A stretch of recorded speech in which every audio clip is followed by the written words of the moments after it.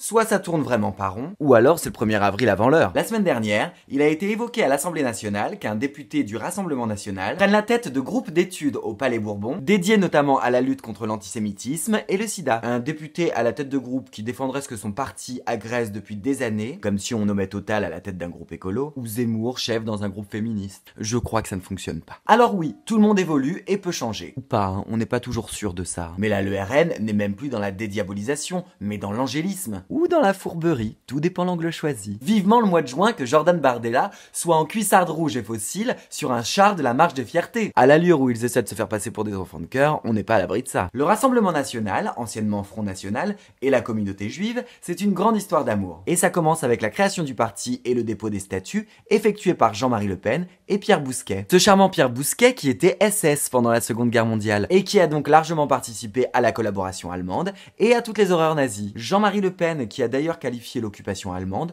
pas particulièrement inhumaine malgré quelques bavures. 2 ou 3 petites bavures pas trop méchantes. Pour Jean-Marie Le Pen, après avoir remis longtemps en cause les camps de la mort, il qualifie les chambres à gaz comme un point de détail de la Seconde Guerre mondiale. Sans compter ses nombreuses calembours à ce sujet. Comme quand il a rebaptisé le ministre de la fonction publique Michel Durafour en Durafour crématoire. On rit, mais qu'est-ce qu'on rit!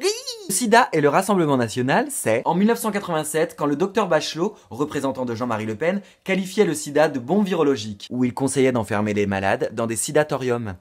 Jean-Marie Le Pen comparait le malade à un lépreux qui coûtait trop cher à la sécu et qu'il pouvait contaminer d'autres personnes à cause de sa salive, de sa transpiration ou de son contact. Ambiance dans le pays et bonjour stigmatisation. En 1990, le Front National traduit le mot sida par socialisme, immigration, drogue, affairisme. Tous ces mots qui détruisent notre nation, au secours! En 1993, Marine Le Pen publie dans sa profession de foi que le socialisme c'est 500 000 séropositifs. Chiffre sorti de nulle part et on cherche 30 ans après toujours le rapport entre socialisme et VIH. 1997, le FN qui est installé à la mairie de Toulon supprime les subventions de AIDS. En 2007, Le Pen père s'oppose à la distribution de préservatifs dans les lycées et conseille plutôt la masturbation. Merci Jean-Marie, mais je pense que les lycéens n'ont pas attendu tes conseils pour la pratiquer. Ils se sont attaqués à une campagne de prévention en 2016 parce qu'il y avait des personnes LGBT sur l'affiche, et Bruno Gollnisch dira que le vagabondage sexuel est une des causes du sida. Mais quel humour! Je garde le meilleur pour la fin avec Kelly Bétèche, candidate Front National pour les élections européennes de 2015, qui a tout simplement expliqué que le sida n'existe pas et que c'est la plus grosse arnaque du siècle. Merci Kelly, mais c'est la blague de trop. Si le sida n'existe pas et que les chambres à gaz sont un détail, je propose au RN de ne pas présider ces groupes, qu'ils continuent de faire du vent et montent des programmes électoraux qui sont impossibles à mettre en place. Essayez autant que vous voulez de vous faire passer pour des anges, votre passé vous rattrapera toujours. Facho un jour, facho toujours. Allez, la vie est belle.